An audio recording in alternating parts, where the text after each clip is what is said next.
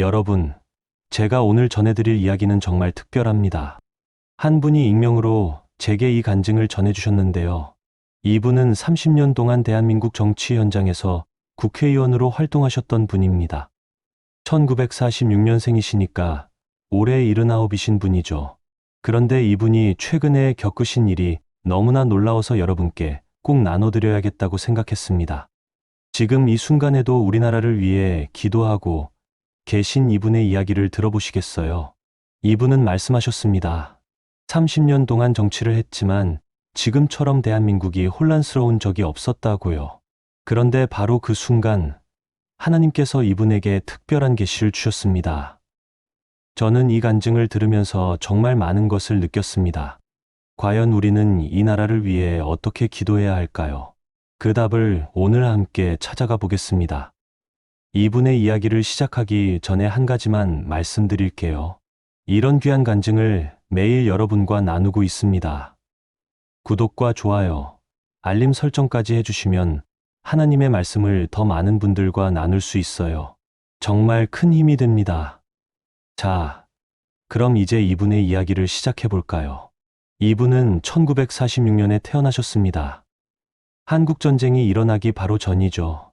어린 시절 전쟁의 폐허 속에서 자라나셨고 그 고난의 시간들이 이분에게 나라를 사랑하는 마음을 심어주었습니다. 대학을 졸업하고 처음엔 공무원으로 일하셨대요. 그런데 마음속에 항상 있었던 것은 이 나라를 바로 세우고 싶다는 열망이었습니다. 그래서 1990년대 초반에 정치에 입문하셨죠. 처음 국회의원 대지를 달았을 때의 감격을 아직도 기억하신다고 합니다. 국민을 위해 봉사하겠다는 다짐으로 가득했던 그 시절이요. 그분은 정말 열심히 일하셨습니다. 새벽부터 밤늦게까지 지역구를 돌아다니시고 국회에서는 법안을 연구하시고 국민들의 목소리에 귀 기울이셨어요. 30년이라는 긴 시간 동안 한결같이 그 자리를 지키셨습니다. 그런데 세월이 흐르면서 이분은 점점 정치의 현실에 지쳐가셨습니다.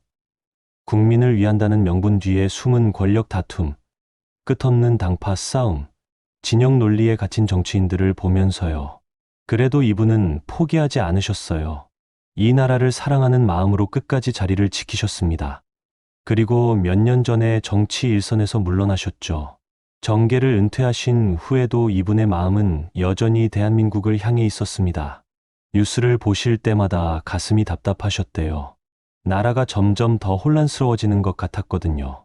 좌파와 우파로 나뉘어 서로를 향해 증오의 언어를 쏟아내는 모습, 세대 간의 갈등, 지역 간의 분열, 계층 간의 격차. 이 모든 것들이 이분의 마음을 무겁게 했습니다. 이분은 평생 정치를 하셨지만 사실 독실한 크리스천이셨어요.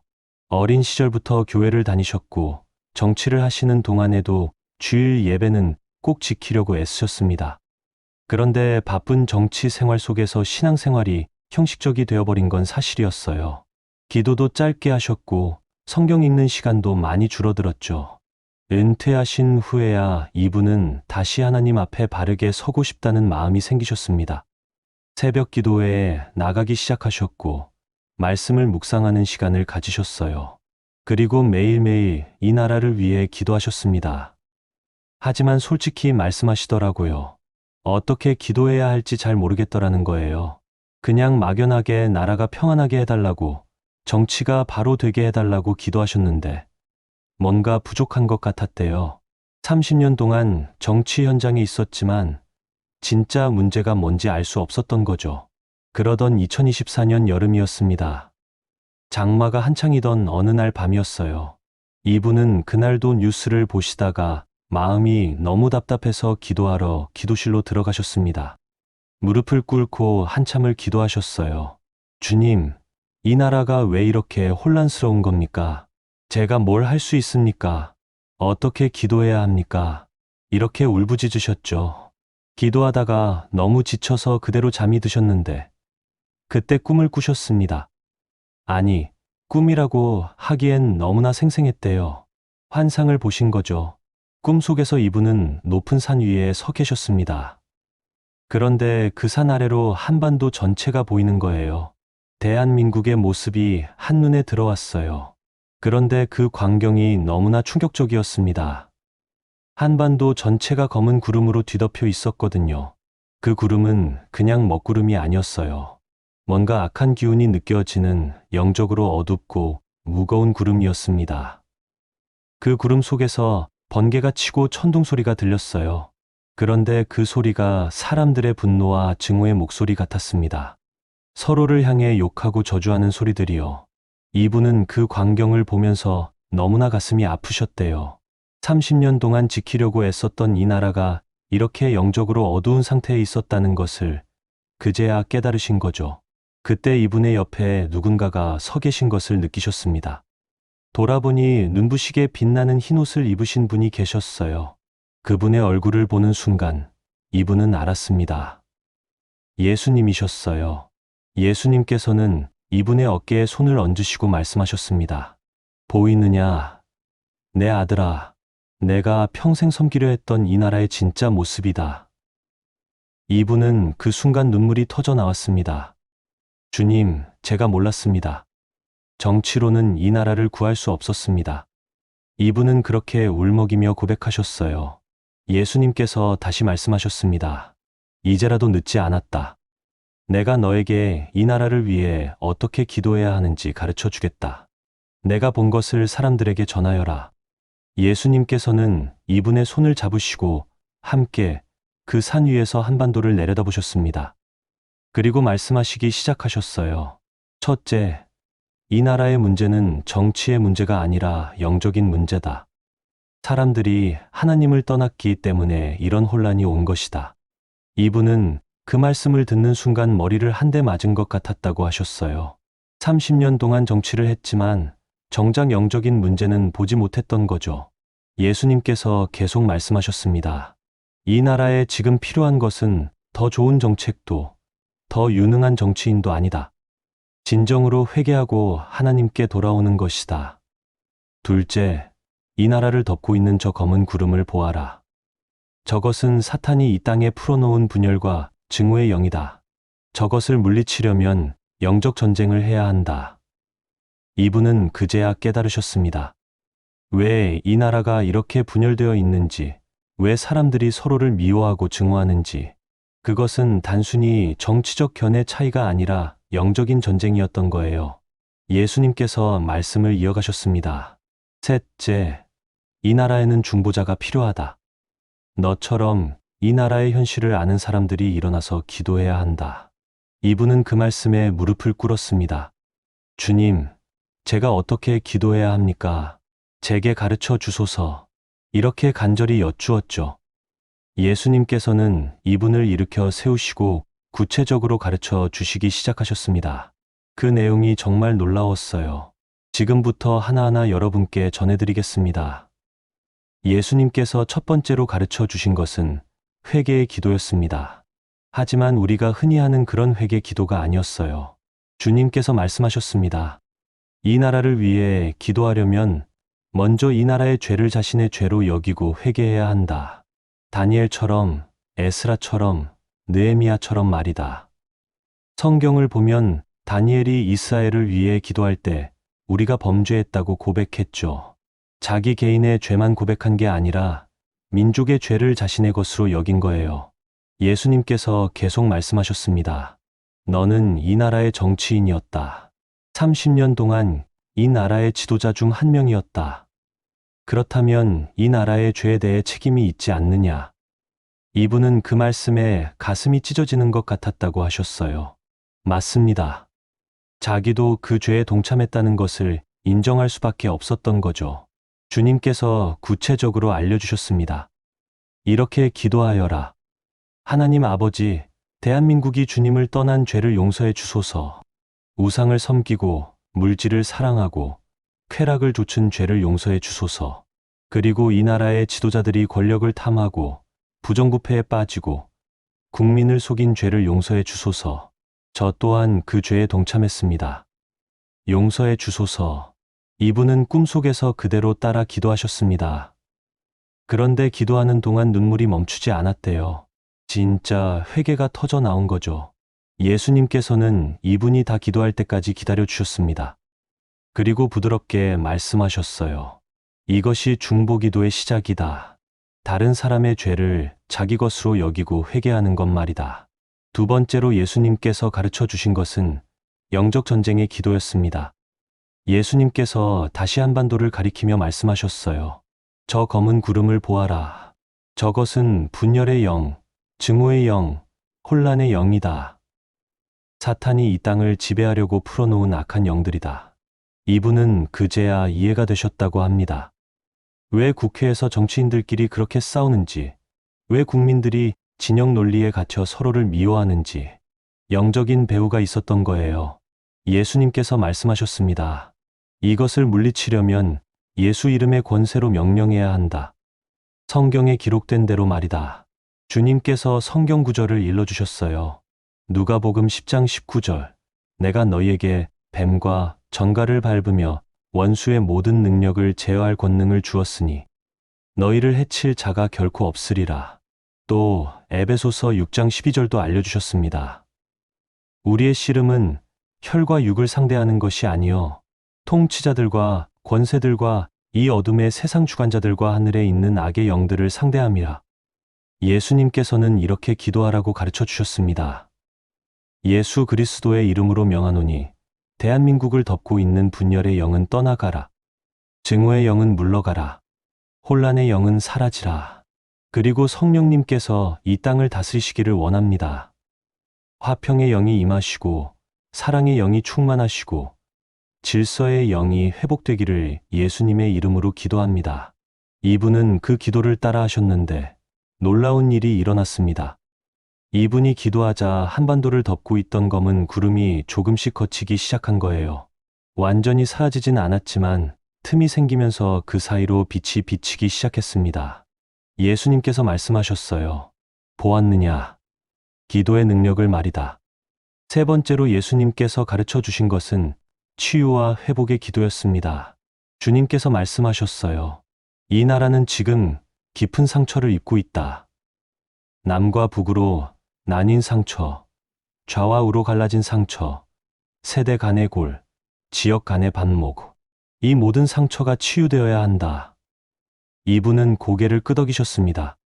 정치를 하면서 그 상처들을 너무나 많이 보셨거든요. 하지만 정치로는 그 상처를 치유할 수 없었어요.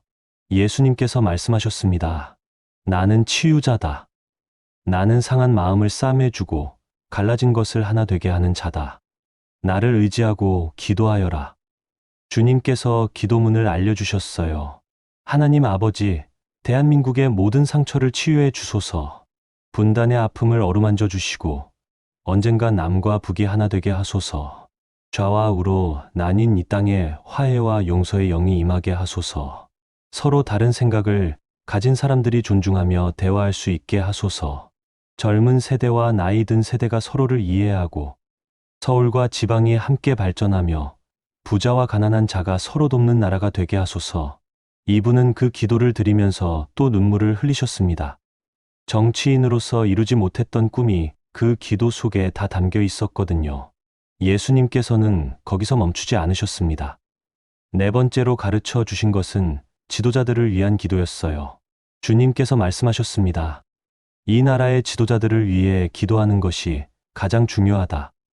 왕의 마음이 여호와의 손에 있음 같이 그가 임의로 인도하신다고 성경에 기록되어 있지 않느냐? 이분은 잠시 생각하셨습니다. 맞아요. 잠언 21장 1절 말씀이죠. 그런데 그동안은 그냥 지도자들이 잘하게 해달라고만 기도했지 구체적으로 어떻게 기도해야 할지 몰랐던 거예요. 예수님께서 자세히 알려주셨습니다. 대통령을 위해 기도하여라. 그가 하나님을 경외하는 마음을 갖게 하시고 지혜와 분별력을 주시며 올바른 결정을 내리게 하소서. 국회의원들을 위해 기도하여라. 그들이 개인의 이익이 아닌 국민의 유익을 구하게 하시고 당파 싸움이 아닌 나라의 미래를 생각하게 하소서. 판사와 검사들을 위해 기도하여라. 그들이 공의롭게 판단하고 약자를 보호하며 정직하게 직무를 수행하게 하소서. 언론인들을 위해 기도하여라. 그들이 진실을 보도하고 편향되지 않으며 국민을 선동하지 않게 하소서.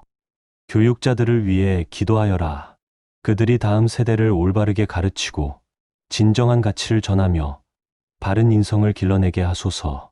기업인들을 위해 기도하여라. 그들이 정당하게 사업하고 직원들을 존중하며 사회에 기여하게 하소서. 이분은 그 말씀을 들으면서 깨달으셨습니다. 이 나라의 모든 분야에서 리더들이 바로 서야 나라가 바로 선다는 것을요. 예수님께서 특별히 강조하셨습니다. 내가 미워하는 정치인을 위해서도 기도하여라. 내 생각과 다른 사람들을 위해서도 기도하여라. 그것이 진정한 중보기도다. 이분은 그 말씀이 가장 어려웠다고 하셨어요. 정치를 하면서 정말 싫어하게 된 사람들이 있었거든요. 그런 사람들을 위해 기도하라니요. 하지만 예수님께서 말씀하셨습니다. 내가 원수를 사랑하라고 하지 않았느냐? 너를 핍박하는 자를 위하여 기도하라고 하지 않았느냐? 그것이 하늘 아버지의 아들 된 증거다. 이분은 고개를 숙이셨습니다. 주님 말씀이 옳습니다. 그렇게 고백하셨어요. 다섯 번째로 예수님께서 가르쳐 주신 것은 교회를 위한 기도였습니다. 이게 정말 중요한 부분이에요. 주님께서 말씀하셨습니다. 이 나라의 교회가 얼마나 많으냐?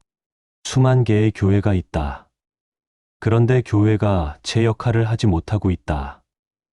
이분은 조금 놀라셨습니다. 교회를 책망하시는 건가 싶었거든요. 하지만 주님의 말씀은 달랐어요. 예수님께서 말씀하셨습니다. 교회는 이 땅의 소금이요 빛이다. 교회가 깨어나면 이 나라가 살아난다. 그러니 교회를 위해 기도하여라. 주님께서 구체적으로 알려주셨습니다. 목회자들을 위해 기도하여라. 그들이 하나님의 말씀을 올바로 전하고 세상에 타협하지 않으며 진정으로 양떼를 사랑하게 하소서. 교회가 부흥이 아닌 영적 깊이를 추구하게 하소서. 숫자가 아닌 제자를 만들게 하소서. 건물이 아닌 생명을 세우게 하소서. 교회가 서로 경쟁하지 않고 협력하게 하소서. 같은 주님을 섬기는 형제로서 하나 되게 하소서. 교회가 사회의 빛과 소금이 되게 하소서. 가난한 자를 돌보고 소외된 자를 품으며 정의를 실천하게 하소서. 청년들이 교회로 돌아오게 하소서. 다음 세대가 신앙을 이어가게 하소서. 가정이 회복되고 자녀들이 주님을 알게 하소서. 이분은 그 기도를 들으면서 가슴이 뜨거워지셨습니다. 교회가 바로 서면 이 나라가 바로 선다는 것을 깨달으신 거예요. 예수님께서 말씀하셨습니다. 교회를 비판하지 말고 위해 기도하여라. 교회를 판단하지 말고 회복을 위해 중보하여라. 그것이 이 나라를 살리는 길이다. 여섯 번째로 예수님께서 가르쳐 주신 것은 다음 세대를 위한 기도였습니다. 주님께서 한반도를 가리키며 말씀하셨어요. 저기 보이는 젊은이들을 보아라. 그들은 이 나라의 미래다. 그런데 그들이 방황하고 있다. 방향을 잃고 절망하고 있다. 이분도 그 문제를 잘 아셨습니다. 청년 실업, 결혼 포기, 출산 포기, 집 포기. 3포 세대를 넘어 5포 세대, 7포 세대라고 하잖아요. 예수님께서 말씀하셨습니다. 그들에게 희망을 주어야 한다. 그것은 정부의 정책만으로 되는 것이 아니다. 영적인 희망이 필요하다. 주님께서 기도문을 알려주셨어요. 하나님 아버지, 이 땅의 청년들을 불쌍히 여겨주소서. 그들에게 비전을 주시고 꿈을 주시며 희망을 주소서. 그들이 좋은 일자리를 얻게 하시고 정당한 대우를 받게 하시며 미래를 준비할 수 있게 하소서. 그들이 결혼하고 가정을 이루며 자녀를 낳아 기를 수 있는 환경을 만들어 주소서. 집을 마련할 수 있게 도와주소서. 무엇보다 그들이 주님을 만나게 하소서. 세상이 줄 수 없는 평안과 기쁨을 누리게 하소서. 인생의 참된 의미를 깨닫게 하소서. 이 세대가 하나님을 경외하는 세대가 되게 하소서. 다음 세대에게 신앙을 전하는 세대가 되게 하소서. 이분은 그 기도를 드리면서 또 눈물을 흘리셨습니다. 정치를 하면서 청년 문제를 해결하려고 많이 노력했는데 결국 해결하지 못했거든요. 예수님께서 위로하셨습니다. 이제라도 늦지 않았다. 기도로 그들을 돕는 것이다.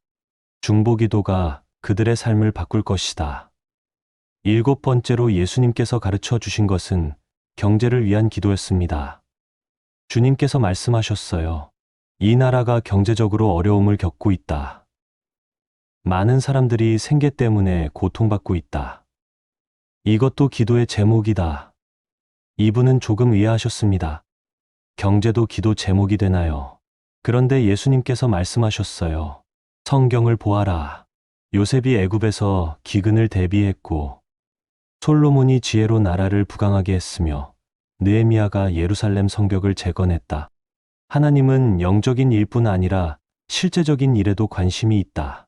주님께서 알려주신 기도는 이랬습니다. 하나님 아버지, 대한민국 경제를 일으켜 주소서. 기업들이 어려움을 이겨내고 일자리가 창출되며 경제가 성장하게 하소서. 하지만 그 과정에서 정의가 무너지지 않게 하소서. 부자만 더 부자 되고 가난한 자는 더 가난해지지 않게 하소서. 공정한 분배가 이루어지게 하소서. 탐욕과 부정부패가 척결되게 하소서. 정직하게 사업하는 자들이 보호받고 부정한 방법으로 부를 쌓는 자들이 드러나게 하소서. 자영업자들과 소상공인들을 도와주소서. 그들이 생계를 유지하고 가족을 부양하며 빚에서 벗어나게 하소서. 노동자들의 권리가 보호되게 하소서. 그들이 정당한 임금을 받고 안전한 환경에서 일하며 존중받게 하소서. 이분은 그 기도가 참 현실적이라고 생각하셨습니다. 하나님은 우리의 실제 삶에 관심이 있으신다는 것을 깨달으신 거죠. 8번째로 예수님께서 가르쳐 주신 것은 북한을 위한 기도였습니다. 이게 정말 중요한 부분이에요. 주님께서 한반도의 북쪽을 가리키며 말씀하셨습니다. 저기 너의 형제들이 있다. 같은 민족이요. 같은 혈육이다. 그들을 잊지 말아라. 이분은 가슴이 먹먹하셨습니다. 정치를 하면서 북한 문제를 다루긴 했지만 사실 그저 정치적 이슈로만 생각했던 것 같다고 하셨어요. 예수님께서 말씀하셨습니다. 저기에 2,500만 명의 영혼이 있다. 그들도 내가 사랑하는 자들이다. 그들을 위해 기도하여라. 주님께서 알려주신 기도는 이랬습니다. 하나님 아버지, 북한 땅을 불쌍히 여겨 주소서. 그곳에 사는 우리 동포들을 긍휼히 보소서. 그들이 굶주림에서 벗어나게 하소서. 억압에서 자유케 하소서. 두려움이 아닌 평안 가운데 살게 하소서. 북한의 지도자들에게 지혜를 주소서. 그들이 백성을 돌보고 평화를 선택하며 올바른 길로 나아가게 하소서. 남과 북이 대화하게 하소서. 서로를 향한 적대감이 사라지게 하소서. 언젠가 하나 되는 그날이 오게 하소서. 무엇보다 북한 땅에 복음이 전해지게 하소서. 그들이 주님을 알게 하소서. 영혼 구원의 역사가 일어나게 하소서. 이분은 그 기도를 드리면서 울지 않을 수 없었습니다. 정치적으로는 적대국이지만 영적으로는 같은 형제라는 것을 깨달으신 거예요. 예수님께서 말씀하셨습니다. 통일은 정치의 문제가 아니라 영적인 문제다. 기도로 준비해야 한다. 그날이 올 것이다. 9번째로 예수님께서 가르쳐 주신 것은 가정을 위한 기도였습니다. 주님께서 말씀하셨어요. 나라가 바로 서려면 가정이 먼저 바로 서야 한다. 가정이 무너지면 나라도 무너진다. 가정을 위해 기도하여라. 이분은 그 말씀에 깊이 공감하셨습니다. 정치를 하면서 가족과 함께하는 시간이 많지 않았거든요. 그게 늘 마음에 걸렸다고 하셨어요. 예수님께서 알려주신 기도는 이랬습니다. 하나님 아버지, 대한민국의 모든 가정을 축복해 주소서. 가정이 회복되고 부부가 사랑하며 자녀가 부모를 공경하게 하소서. 이혼율이 낮아지게 하소서. 깨어진 가정이 다시 회복되게 하소서. 상처 입은 마음들이 치유되게 하소서. 부모들에게 지혜를 주소서. 자녀를 올바르게 양육하고 좋은 본이 되며 신앙을 전수하게 하소서. 아이들이 건강하게 자라게 하소서. 학교 폭력과 왕따에서 보호하소서. 게임과 스마트폰 중독에서 벗어나게 하소서. 노인들을 돌보게 하소서. 그들이 외롭지 않게 하시고 존경받게 하시며 평안한 노후를 보내게 하소서. 한부모 가정과 조손 가정을 특별히 돌봐주소서. 그들에게 필요한 것을 채워주시고 위로와 힘을 주소서. 주님께서 말씀하셨습니다. 가정이 살아나면 교회가 살아나고 교회가 살아나면 나라가 살아난다. 그러니 가정을 위한 기도를 소홀히 하지 말아라. 이분은 그 말씀을 듣고 자신의 가정을 돌아보셨습니다. 정치에 바쁘다는 핑계로 가족을 소홀히 했던 시간들이 떠올랐어요. 예수님께서 위로하셨습니다. 이제라도 늦지 않았다. 내 가정부터 회복하여라. 그리고 다른 가정들을 위해 기도하여라.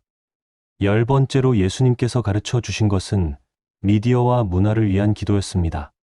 주님께서 말씀하셨어요. 이 시대에는 미디어의 영향력이 매우 크다. 사람들이 무엇을 보고 듣느냐가 그들의 생각을 좌우한다.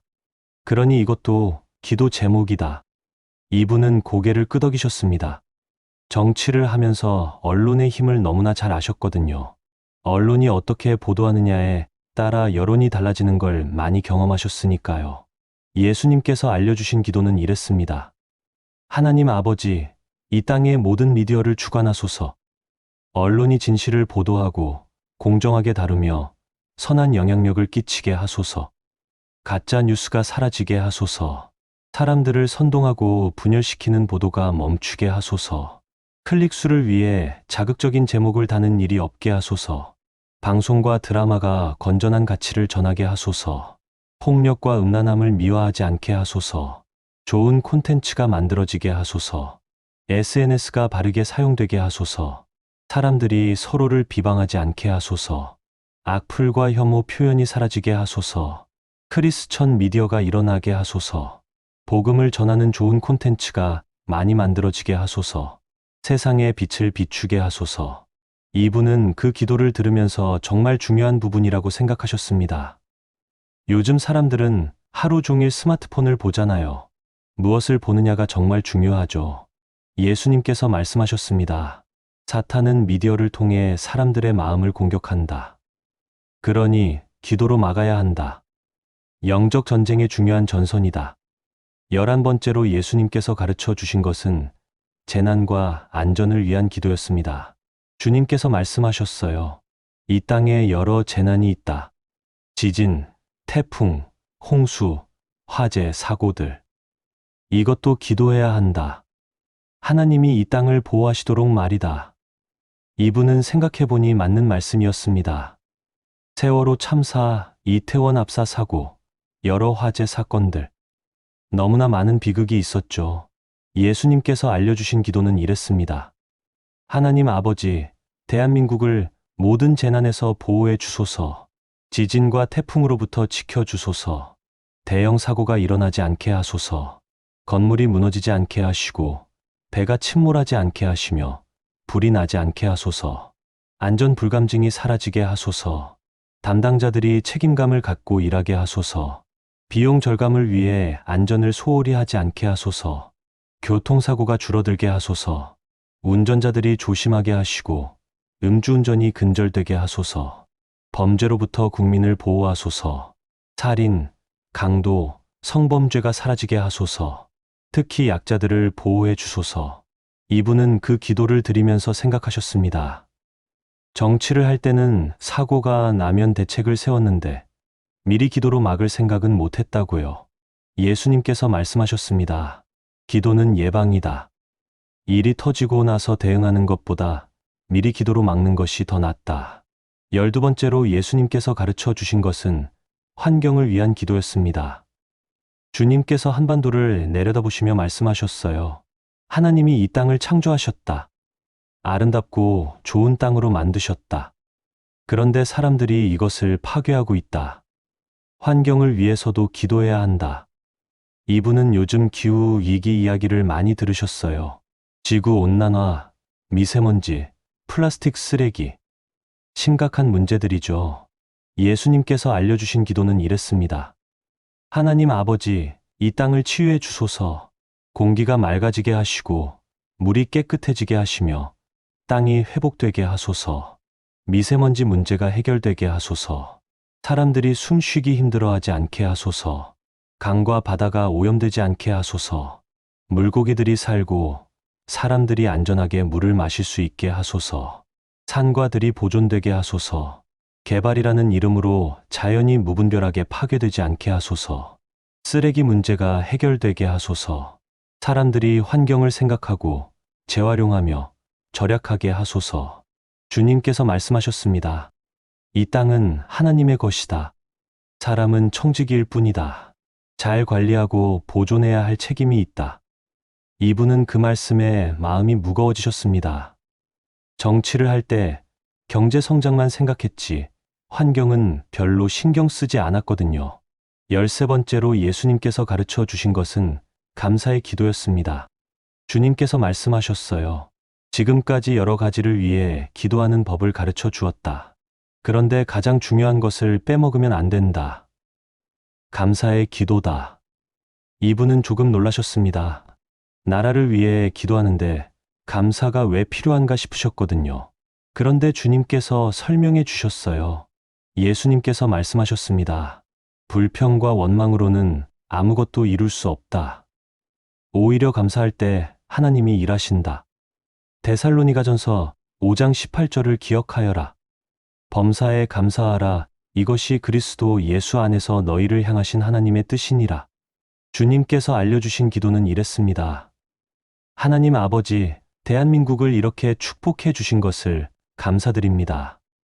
전쟁의 폐허에서 이만큼 발전시켜 주신 것을 감사드립니다. 가난한 나라에서 부유한 나라로 만들어 주신 것을 감사드립니다. 민주주의를 이루게 하신 것을 감사드립니다. 자유를 누리게 하신 것을 감사드립니다. 복음을 전할 수 있는 나라로 만들어 주신 것을 감사드립니다. 좋은 지도자들을 보내주신 것을 감사드립니다. 나라를 위해 헌신한 수많은 사람들을 보내주신 것을 감사드립니다. 이분은 그 기도를 드리면서 마음이 달라지는 것을 느끼셨습니다. 불평만 하던 마음이 감사로 바뀌니까 희망이 생기더라는 거예요. 예수님께서 말씀하셨습니다. 감사는 믿음의 표현이다. 하나님이 이 나라를 버리지 않으실 것을 믿기에 감사할 수 있는 것이다. 14번째로 예수님께서 가르쳐 주신 것은 선포의 기도였습니다. 주님께서 말씀하셨어요. 마지막으로 이것을 기억하여라. 기도는 간구만 하는 것이 아니다. 선포도 해야 한다. 하나님의 뜻을 선포하는 것이다. 이분은 선포라는 말이 조금 낯설었습니다. 그런데 예수님께서 설명해 주셨어요. 예수님께서 말씀하셨습니다. 성경을 보아라. 예언자들이 어떻게 했느냐. 그들은 하나님의 뜻을 선포했다. 너도 그렇게 하여라. 주님께서 알려주신 기도는 이랬습니다. 예수 그리스도의 이름으로 선포합니다. 대한민국은 하나님의 나라가 될 것입니다. 이 땅에 복음이 충만할 것입니다. 교회가 깨어나고 부흥할 것입니다. 다음 세대가 일어날 것입니다. 이 나라가 분열에서 벗어나 하나 될 것입니다. 좌우의 갈등이 치유될 것입니다. 세대 간의 골이 메워질 것입니다. 정의가 강물처럼 흐를 것입니다. 부정부패가 척결될 것입니다. 공의로운 사회가 될 것입니다. 북한의 복음이 전해질 것입니다. 언젠가 남과 북이 하나 될 것입니다. 통일 한국이 하나님께 쓰임 받을 것입니다. 대한민국이 열방의 빛이 될 것입니다. 선교사를 보내는 나라가 될 것입니다. 하나님의 영광을 드러내는 나라가 될 것입니다. 이분은 그 선포를 따라하면서 믿음이 생기셨습니다. 그렇습니다. 하나님이 하실 수 있습니다. 이렇게 고백하셨어요. 예수님께서 말씀하셨습니다. 이것이 믿음의 기도다.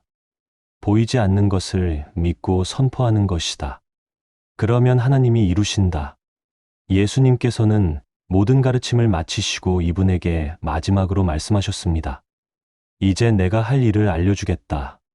첫째, 매일 이렇게 기도하여라. 하루도 빠짐없이 이 나라를 위해 중보기도하는 것이다. 그것이 내가 이 나라를 위해 할 수 있는 가장 큰 일이다. 이분은 고개를 숙였습니다. 예, 주님. 그렇게 하겠습니다. 이렇게 대답하셨어요. 둘째, 다른 사람들에게도 이것을 가르쳐라. 혼자 기도하지 말고 함께 기도하는 사람들을 세워라. 중보기도 운동을 일으켜라. 이분은 어떻게 해야 할지 막막했습니다. 하지만 주님께서 말씀하셨어요. 내가 길을 열어줄 것이다. 너는 순종만 하면 된다. 셋째, 나라를 위해 기도하는 것을 멈추지 말아라. 상황이 좋아 보여도 나빠 보여도 계속 기도하여라. 중보기도는 마라톤이지 단거리 달리기가 아니다. 이분은 그 말씀에 각오를 다지셨습니다. 평생 이 나라를 위해 기도하겠습니다.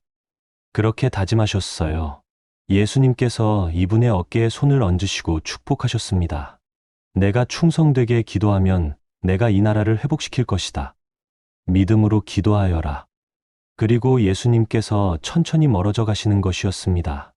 이분은 주님을 붙잡고 싶었지만 손이 닿지 않았어요. 그때 이분은 깨어나셨습니다. 기도실 바닥에 엎드려 있었는데 온몸이 땀으로 흠뻑 젖어 있었어요. 처음엔 꿈인 줄 알았습니다. 하지만 너무나 생생했어요. 예수님께서 가르쳐 주신 모든 기도 내용이 생생하게 기억났습니다. 이분은 벌떡 일어나서 노트를 꺼내셨어요. 그리고 기억나는 대로 다 적기 시작하셨습니다. 한 글자도 잊어버리고 싶지 않았거든요. 몇 시간을 적으셨을까요? 해가 뜨고 있었습니다. 밤새 기도하고 적느라 시간 가는 줄 몰랐던 거예요. 다 적고 나니 노트가 꽉 찼습니다. 이분은 그 노트를 보면서 눈물을 흘리셨어요. 주님께서 이렇게 구체적으로 가르쳐 주셨다는 것에 감사했습니다. 그날부터 이분의 삶이 완전히 바뀌었습니다. 매일 새벽에 일어나서 나라를 위해 기도하기 시작하셨어요. 예수님께서 가르쳐 주신 그대로 기도하셨습니다. 회개의 기도, 영적 전쟁의 기도, 치유와 회복의 기도, 지도자들을 위한 기도, 교회를 위한 기도, 다음 세대를 위한 기도. 하나도 빠뜨리지 않고 다 기도하셨어요. 매일 2~3시간씩 기도하셨습니다. 처음엔 힘들었지만 점점 익숙해졌어요. 그리고 놀라운 일이 일어나기 시작했습니다. 기도하면서 평안이 찾아왔어요. 그동안 나라 걱정에 불안하고 답답했던 마음이 사라진 거죠. 대신 믿음과 희망이 생겼습니다. 하나님께서 이 나라를 포기하지 않으실 것이라는 확신이 생긴 거예요. 기도를 시작한 지 한 달쯤 되었을 때였습니다. 교회에서 이분을 찾는 분이 계셨어요. 오랜만에 뵙는 후배 정치인이었습니다. 그분이 물으셨습니다. 선배님, 요즘 얼굴이 너무 밝으세요. 무슨 좋은 일 있으세요? 이분은 잠시 망설이다가 그 이야기를 해주셨어요. 사실 제가 최근에 특별한 경험을 했습니다.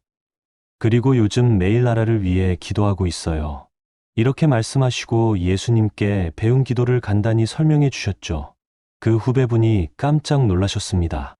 선배님, 저도 요즘 나라 걱정에 잠을 못 이루고 있었어요.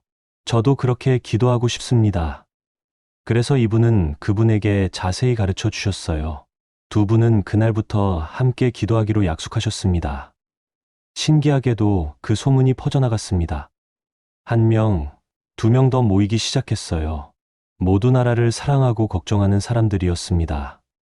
정치인도 있었고, 사업가도 있었고, 평범한 직장인도 있었어요. 교회 직분자들도 많이 왔습니다. 다들 이 나라를 위해 기도하고 싶어 하셨어요. 이분은 그들에게 예수님께서 가르쳐 주신 기도를 나눠주셨습니다. 그리고 함께 기도하기 시작했어요. 처음엔 몇 명이었는데 점점 늘어났습니다.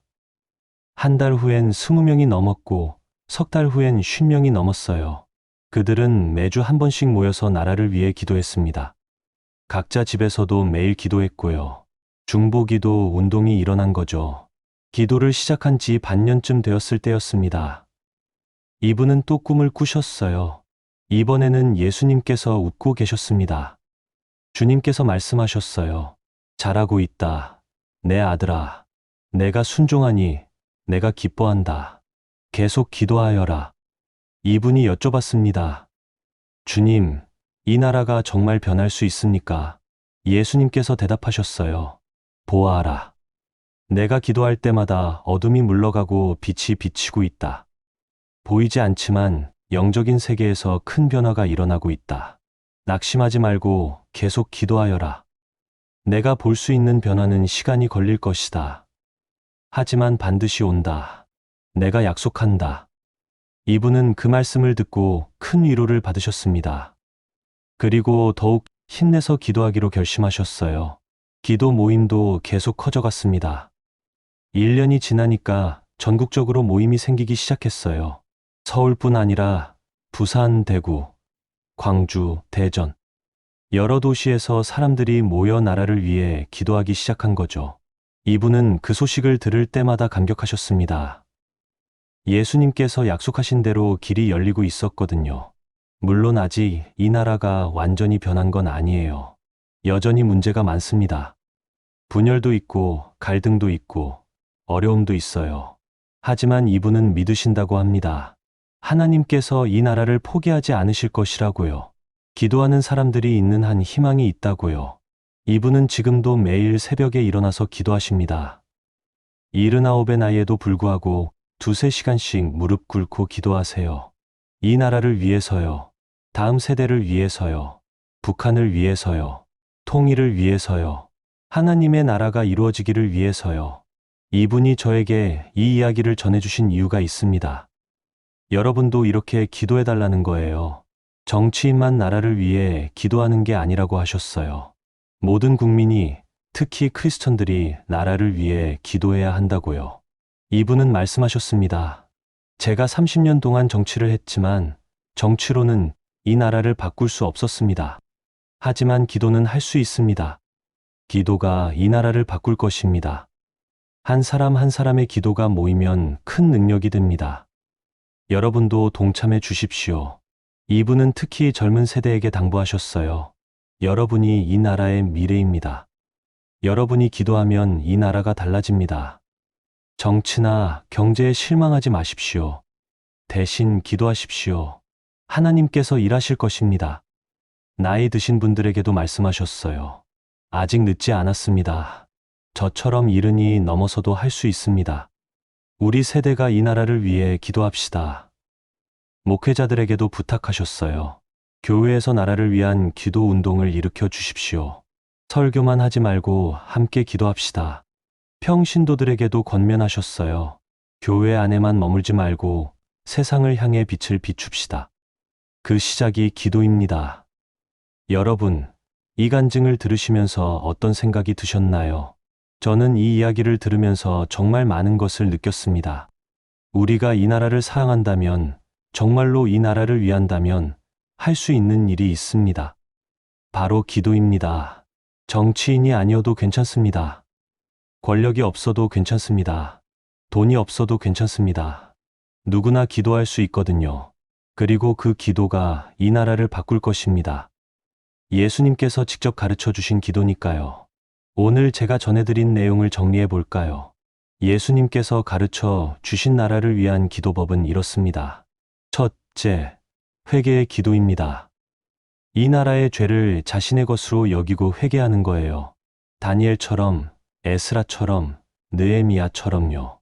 둘째, 영적 전쟁의 기도입니다. 이 나라를 덮고 있는 분열과 증오의 영을 예수님의 이름으로 물리치는 거예요. 셋째, 치유와 회복의 기도입니다.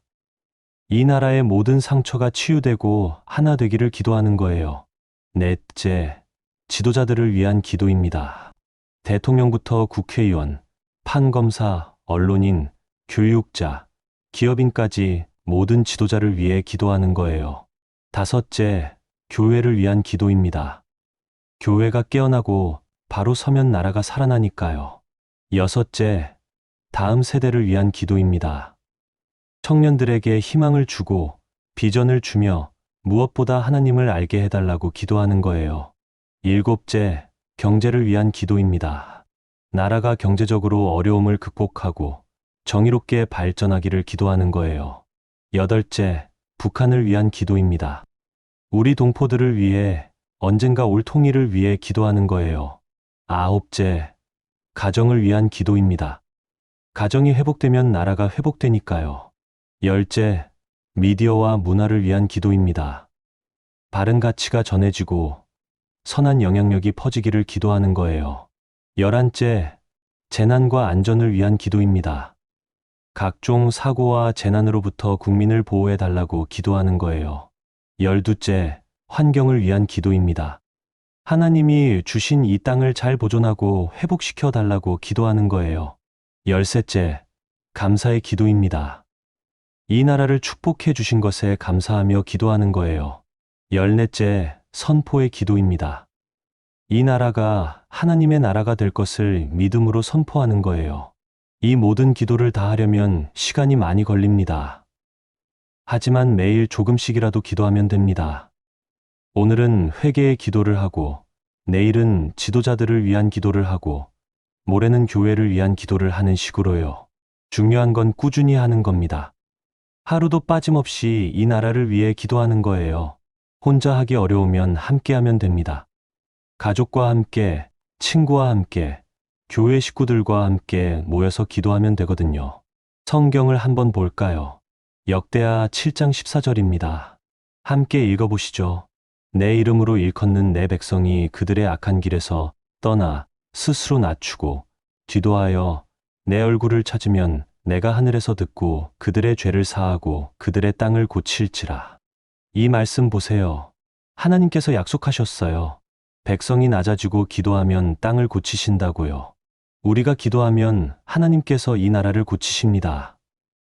회복시키십니다. 치유하십니다. 이게 하나님의 약속이에요. 디모데전서 2장 1절에서 2절도 보시겠어요. 그러므로 내가 첫째로 권하노니 모든 사람을 위하여 간구와 기도와 도구와 감사를 하되 임금들과 높은 지위에 있는 모든 사람을 위하여 하라. 이는 우리가 모든 경건과 단정함으로 고요하고 평안한 생활을 하려 함이라. 성경이 뭐라고 합니까? 모든 사람을 위해 기도하되 특히 지도자들을 위해 기도하라고 하잖아요. 그래야 나라가 평안하다고요. 에스겔 22장 30절도 보세요. 이 땅을 위하여 성을 쌓으며 성 무너진 데를 막아 서서 나로 하여금 멸하지 못하게 할 사람을 내가 그 가운데에서 찾다가 찾지 못하였으므로 하나님께서 중보자를 찾고 계세요. 이 땅을 위해 기도할 사람을 찾으신대요. 우리가 그 중보자가 되는 겁니다. 예레미야 29장 7절도 봅시다. 너희가 사로잡혀 간 그 성읍의 평안을 구하고 그를 위하여 여호와께 기도하라. 이는 그 성읍이 평안함으로 너희도 평안할 것임이라. 우리가 사는 이 나라의 평안을 위해 기도하라고 하셨어요. 나라가 평안해야 우리도 평안하니까요. 이 모든 말씀이 오늘 우리에게 주시는 메시지예요.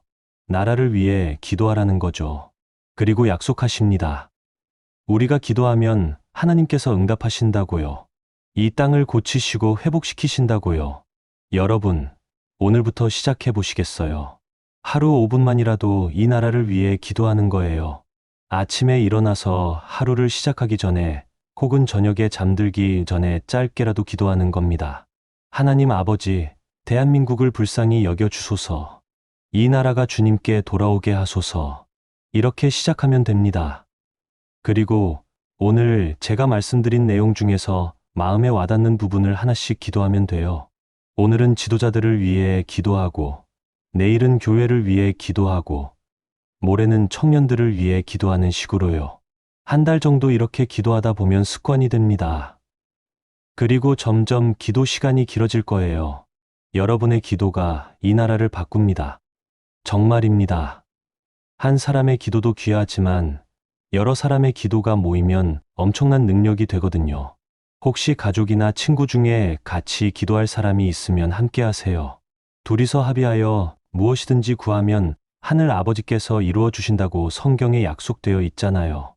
교회에 다니시는 분들은 교회에서 중보기도 모임을 만들어 보세요. 일주일에 한 번이라도 모여서 나라를 위해 기도하는 거예요. 목회자분들은 이런 설교를 해주시면 좋겠어요. 나라를 위해 기도하자고 성도들을 격려해 주세요. 우리 모두가 중보자가 되는 겁니다. 이 나라를 위해 성 무너진 데를 막아 서는 사람들이 되는 거예요. 그러면 하나님께서 이 땅을 고치실 겁니다. 회복시키실 겁니다. 저는 이것을 믿습니다. 여러분도 믿으시죠? 아멘으로 화답해 주세요. 우리의 기도가 이 나라를 바꿀 것입니다. 대한민국이 하나님의 나라가 될 것입니다. 교회가 깨어날 것입니다. 다음 세대가 일어날 것입니다. 이 나라가 분열에서 벗어나 하나 될 것입니다. 북한의 복음이 전해질 것입니다. 통일이 올 것입니다. 대한민국이 열방의 빛이 될 것입니다. 이 모든 것을 믿음으로 선포합니다. 예수 그리스도의 이름으로 기도합니다. 아멘. 오늘 이 말씀이 여러분의 마음에 닿았기를 바랍니다. 그리고 오늘부터 실천하시기를 바랍니다. 이런 귀한 간증과 말씀을 매일 여러분과 나누고 있습니다. 구독과 좋아요 부탁드려요. 그리고 알림 설정까지 해주시면 새로운 영상을 놓치지 않고 보실 수 있습니다. 댓글로 아멘이라고 고백해 주세요. 여러분도 이 나라를 위해 기도하시겠다고 다짐해 주세요. 그 고백이 저에게도 큰 힘이 됩니다. 이 영상이 도움이 되셨다면 주변 분들과도 나눠주세요. 더 많은 사람들이 이 나라를 위해 기도하게 되기를 바랍니다. 오늘도 여러분과 함께 하나님의 말씀을 나눌 수 있어서 감사합니다. 하나님의 은혜가 여러분과 함께하기를 기도합니다. 그리고 우리 대한민국 위에 하나님의 축복이 임하기를 기도합니다. 샬롬.